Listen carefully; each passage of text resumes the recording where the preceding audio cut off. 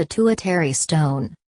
Updated on Sun July 08th 2018 1732 by Dr. Balaji Anvekar via Neuroradiology cases.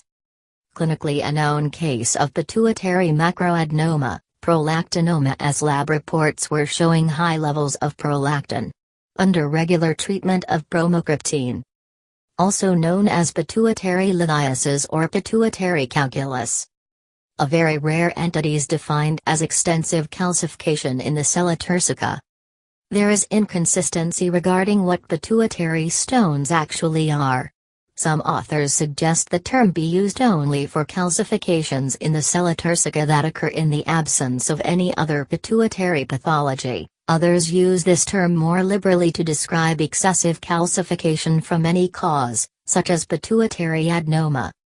Epidemiology.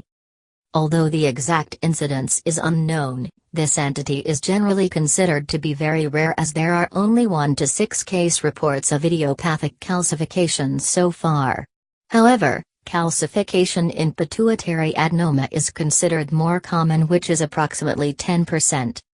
The etiology of primary de novo pituitary stones remains an enigma but is thought to be secondary to an unknown inflammatory process, subclinical hemorrhage, or cartilaginous metaplasia.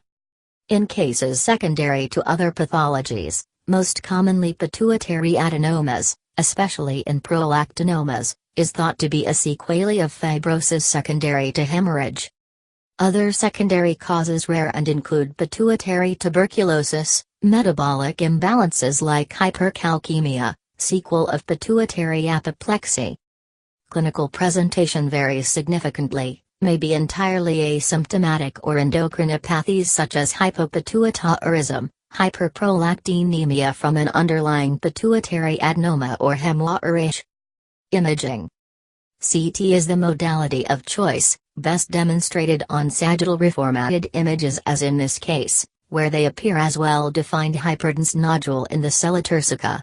On MRI, signal changes are consistent with calcification, that is low signal on T1, T2 as well as GRE without enhancement on post-contrast. Treatment and prognosis. Presence of stone in a macroadenoma not going to change line of management. Treatment should be directed towards underlying cause. It should be left alone if idiopathic and asymptomatic. Differential diagnosis. Of course, in absence of macroadenoma should include calcified Rathke cleft cyst, calcified meningioma and calcified aneurysm in pituitary region. Add tags, currently, ORL, medicine by Alexandros G. Sfakianakis,